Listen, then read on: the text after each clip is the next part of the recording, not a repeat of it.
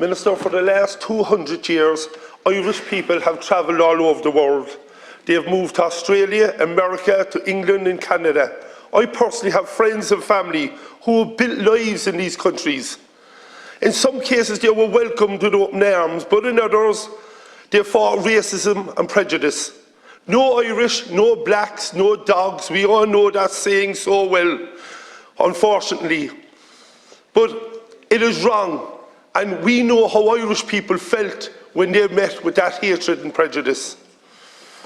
But Irish people have enriched so many countries and so many communities, and they have helped build those communities and countries.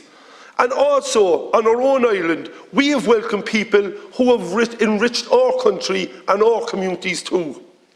And my own GA club, St. Vincent's, diversity has strengthened our club.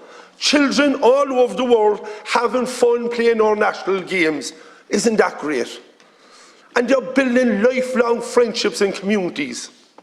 We are now faced with an asylum crisis that we've never seen before. The wars in Ukraine, Palestine, Afghanistan, Syria. People are being forced to flee these countries and seek refuge here. And we must give that refuge. As countries have done for our people, we must now do the same. I want to commend the work that's being done by so many groups in our communities. The GA, sporting organisations and clubs, NASC in Cork, Metal Mara, Cork Life Centre, penny dinners, our schools and many more. People who are working to open their arms to communities, to those who need help and support. People, and Minister, you've often heard me come into this chamber and talk about what I believe is the neglect of Cork Northside. The reality is communities like where I'm from, in Knocknaheeny and Granabraher, I believe have been abandoned for far too long by governments. Government after government have overlooked the needs and have ignored the cries from communities for supports, for housing, for healthcare. Just for an example, there's a lovely community of Ballyvolane in the north side of Cork City in my constituency. They have no community centre, no primary care centre, no post office, no park and ride, and I can go on. Their youth clubs and community groups are at full capacity all the time. So the government is to blame here for not putting in the services and support for these and many other communities like them. When vulnerable people blame vulnerable people, the only winner is those at the top. Because when people look sideways, the governments are left off the hook. Fianna Fáil and Fine Gael need to acknowledge their failings and to work with communities. They need to communicate with communities and provide the support and services needed, because we cannot be pitching one group of vulnerable people against another. I am proud to be from the north side.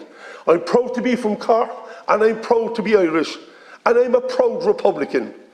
I will not stand and have our nationalist identity used by those who seek to sow hate in our communities. I spent 13 years campaigning on housing and against homelessness and for community services in Cork. Those who suddenly claim to care about our homeless, they didn't stand with me over those campaigns.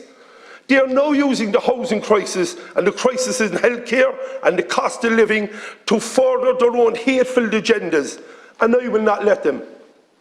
There are rumours that a prominent English fascist will visit Cork in the coming days. I want to send a clear message out as a TD for Cork North Central and a proud Cork man.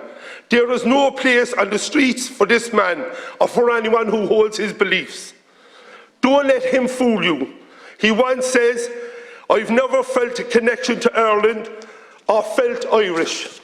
He has supported soldiers who murdered innocent Irish men and women on the streets on Bloody Sunday. He doesn't care about our communities, he doesn't care about Ireland, he cares about spreading his disgusting hate. We are better than that. We should be fighting for a new government that puts people and communities first. We should be fighting against those who want to divide us.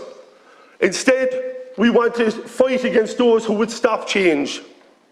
Thomas Davis once said, "If you're to Ireland true, we heed not race, nor creed, nor clan. We have hearts and hands to you, for you. This is what republicanism is. It is what we stand for. It is a message we want to bring to our communities because we believe by working together, by supporting each other, that we will welcome these refugees here. Thank you, Deputy.